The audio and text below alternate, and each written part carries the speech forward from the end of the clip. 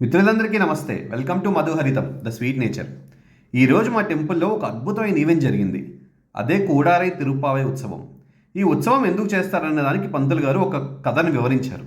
ఈ కథ విన్నవారికి, ఈ ఈవెంట్ చూసిన వారికి సుఖ సంపదలు, అష్టైశ్వర్యాలు కలుగుతాయని ఆయన చెప్పారు. సో నేను చూశాను, మీరు కూడా చూసేయండి. మీకు తెలుసా, భక్తి నిజమైనదైతే భగవంతుడు స్వయంగా వచ్చి ప్రసాదం స్వీకరిస్తాడంట. ఇది గోదాదేవి ఆండాల్ మహిమను తెలిపే అద్భుతమైన కథ. విల్లిపుత్తూరులో పెరియాళ్వార్ తులసి తోటలో పుట్టిన ఒక దివ్య శిశువు ఆమె గోదాదేవి. చిన్ననాటి నుంచి ఆమె హృదయంలో ఒకే ఒక స్వప్నం, శ్రీకృష్ణుడే తన భర్త అని. ఒకరోజు గోదాదేవి మనసులో ఒక పవిత్రమైన ఆలోచన కలిగింది. నా స్వామి కృష్ణుడికి నా ప్రేమతో చేసిన అత్యంత గొప్ప ప్రసాదం సమర్పించాలని నిర్ణయించుకుంది. ఎంతో ప్రేమతో పాలు, బియ్యం, బెల్లం, నెయ్యి కలిపి 100 గంగాళాలతో పరమాన్నం ప్రసాదం తయారు చేసింది. ఆ ప్రసాదం శ్రీకృష్ణుడి ఆలయంలో పెట్టి మనస్ఫూర్తిగా ప్రార్థించింది. స్వామి, ఇది నా ప్రేమ, నేను చేసే ఏకైక సేవ. ప్రసాదం సమర్పించిన తర్వాత అందరూ ఆశ్చర్యపోయారు. 100 గంగాళాలతో ప్రసాదం పూర్తిగా ఖాళీ అయిపోయింది. ఎవ్వరూ తినలేదు. కానీ కృష్ణుడే స్వయంగా ఆ ప్రసాదాన్ని స్వీకరించాడని అందరూ నమ్మారు. ఆ సమయంలో ఆలయంలో ఒక దివ్యమైన సువాసన మరియు అపూర్వమైన శాంతి వ్యాపించిందంట.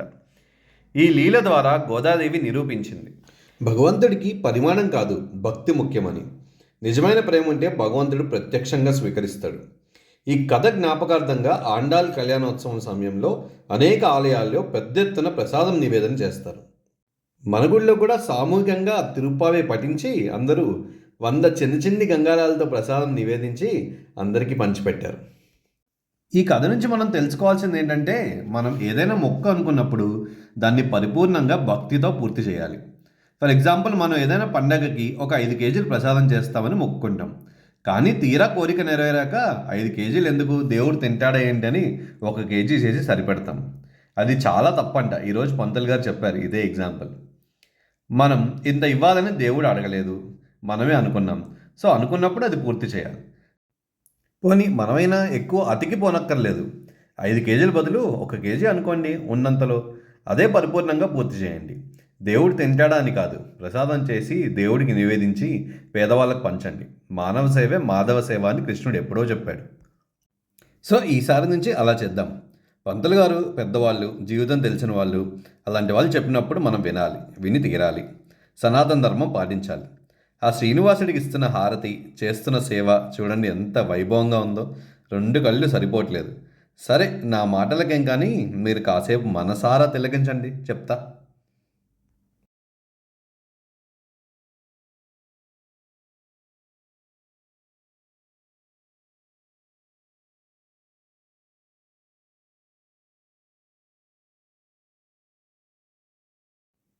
చూసారా, కన్నుల పండుగ ఉంది కదా. ఇదేనండి మన పెద్ద పంతులు గారు.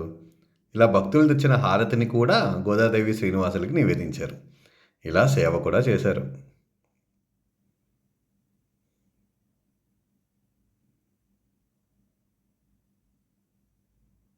ఇదేనండి 100 గంగాళాలతో ప్రసాదం నివేదించారు. ఇలాగా భక్తులు కూడా సేవ చేసుకున్నారు.